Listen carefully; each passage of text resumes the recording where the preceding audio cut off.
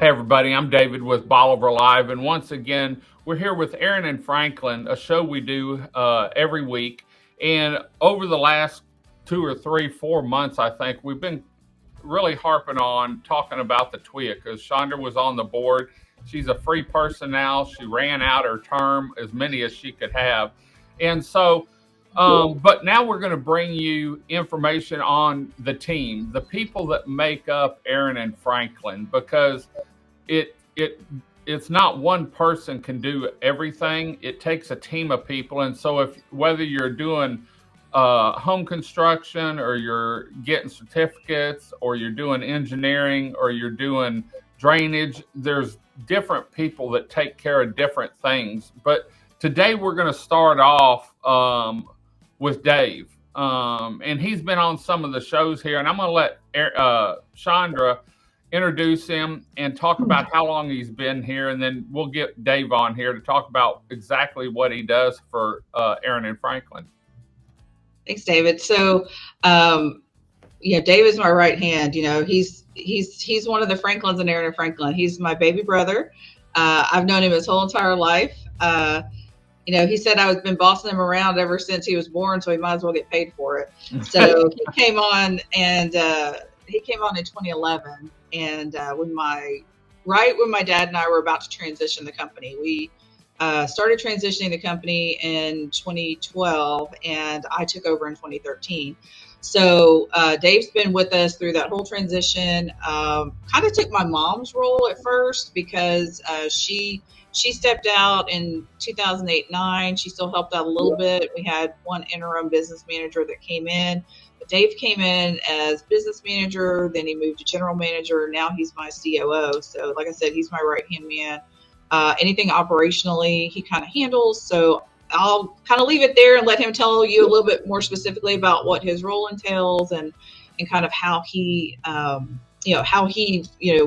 into the company. So I've got one question real quick. Oh, go ahead.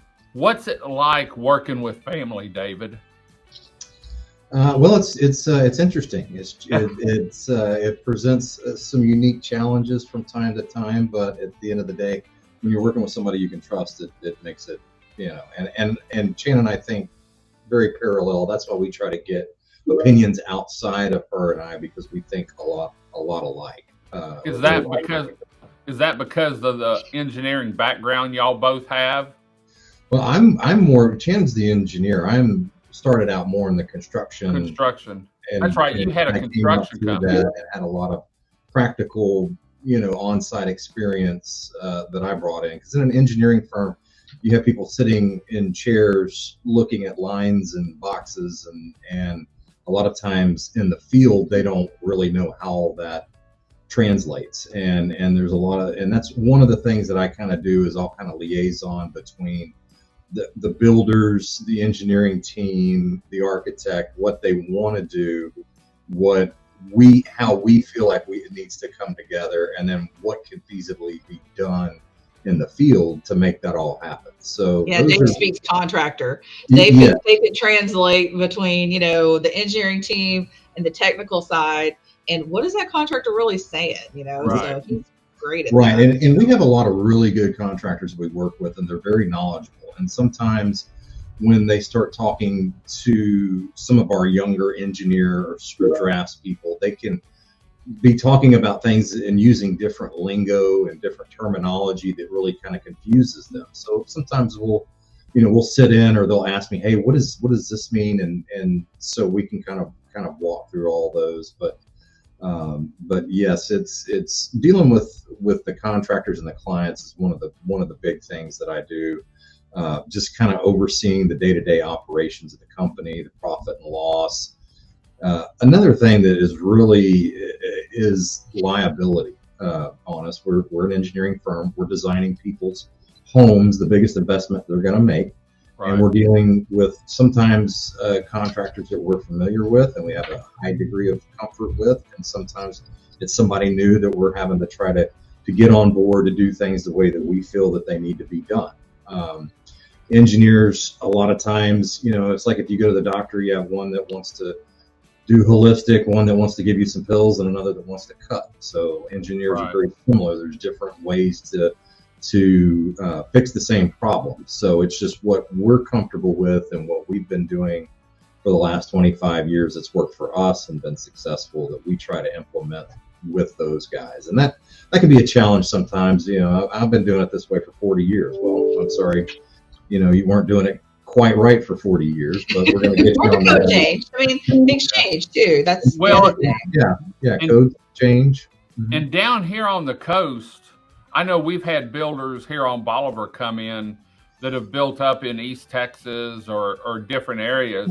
And man, between the zones and the building, this is a whole different ball game down here. And, even on the realtor side of it, you have to know the peninsula and you have to know the coastal area so that people, especially if they're new coming in to haven't really been down here other than vacation, it's a whole different ball game. Whether you're buying land, building a house, building a subdivision, or it's just different because of water and the way our land is down here and properties are. So oh yeah, and you get into things when you're doing larger projects, wetland delineation. Oh yeah, dealing with the TxDOT and what they want you to do as far as traffic and tie into their infrastructure. And there's a lot that goes into that, and that's one of the things we had. Our civil department, we put it together pretty quickly, and that was one of the things that we had looked at as a long-term, just trying to diversify the company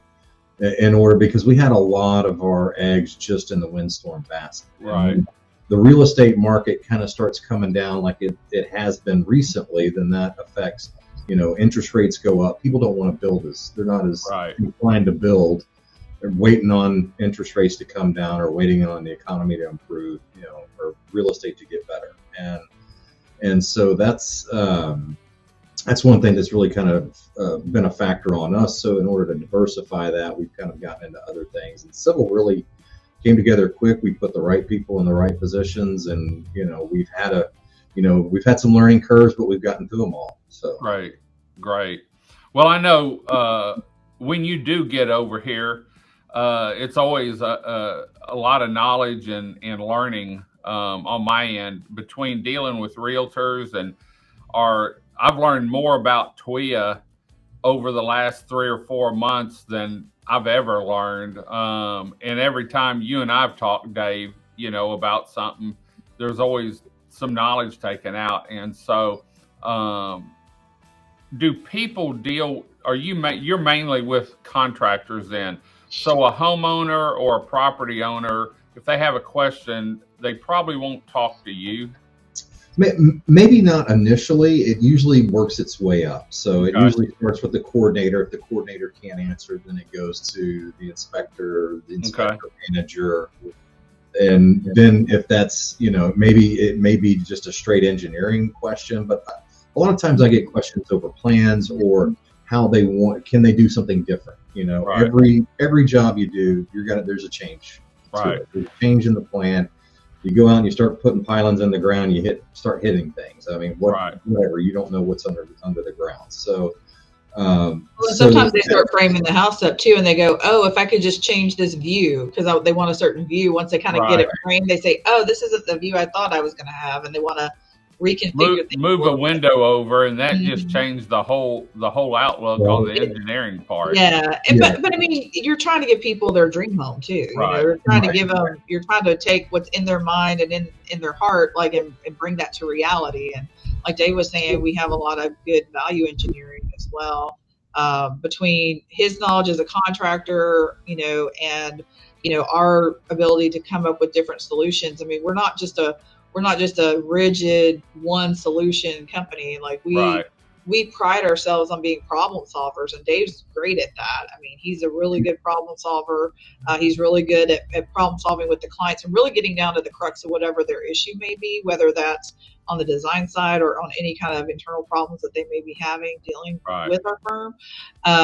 So I mean, Dave's great at that. And and I really wanted to touch on, and because we've talked earlier, we've got Raphael out there, brewing around, and it may be, it's November, but it may be heading, somewhere between Louisiana and Texas. And fortunately, it looks like it might come in as a tropical storm, but, all our clients, we're actually doing strong home inspections today. We're still doing strong home inspections because people want that baseline for, maintenance that they have to plan for the spring. And then they also for these last storms that are coming through. I mean, you remember a few years ago, we got through the Z and we got to Beta and Epsilon. And I mean, all those crazy, storms that kept going after season ended. So I really want Dave for a minute, just to speak about the Strong Home Inspection Program, because that was his baby. Like he's the one that really, really got that one off the ground, and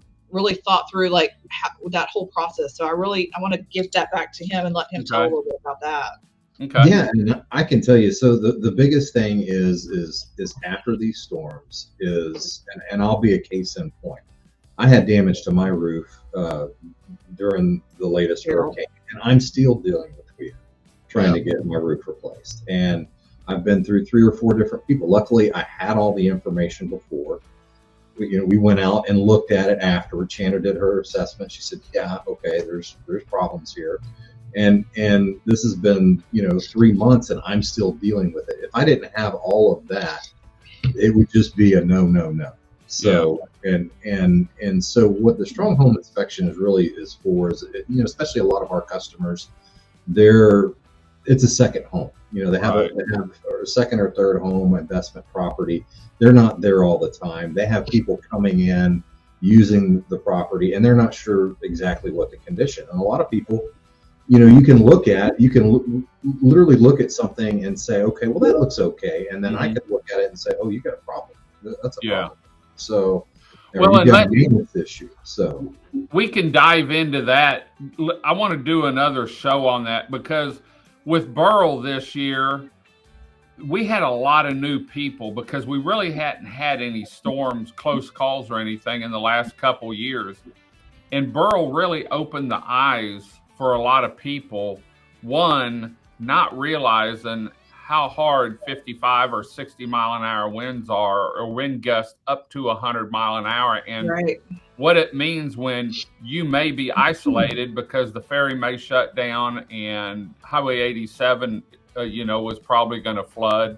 And it opened a lot of eyes. I've had a lot of people that have come to me and said, "Man, David, you can drive your blankety blank down that highway and report on it, but it'll be a cold day in heck whenever I stay here for another one like that." Because they didn't realize, and these homes down here shake, and when you're sitting there and the power's out and you can watch your glass of water and that water sloshing, it's different. And so we're going to do probably several shows on the Strong Home, or what my plans were to do several shows on the Strong Home Inspection Program, because we've touched on it several times, and we've dove into it one time, but I really want to get into each facet of it, what it covers and how y'all inspect. And so Dave, be expecting a phone call from me or a text on, "Hey, let's set something up. You can sit in your giant." I'm gonna have to get me a new chair. That's a nice chair, isn't it? I've been sitting here for 13 minutes now, and I'm like, "Damn, you got chair envy, don't you?" Chair. He's leaned back. He's comfortable. Man, I need a new chair, because I've got packing blankets under me because I'm in my chair so much, and it's not one of those big ones. So anyway, well, Dave, thanks for joining us today. He is part of the family, but he's part of the team too at Aran and Franklin. And we've done a lot. We've done quite a few shows with him. Typically, he comes over here around Thanksgiving or Christmas and sees me every once in a while. So we're going to try and get him over here. We've got a new studio, so we don't have to stand out on a hot beach day if we want to talk about something. So, that's great. We're going to head on out. We'll be back next week with Andy, another team member from Aran and Franklin. Until next time, I'm David with Bolivar Live. Y'all have a great day, great week. Come see us. God bless, and bye-bye.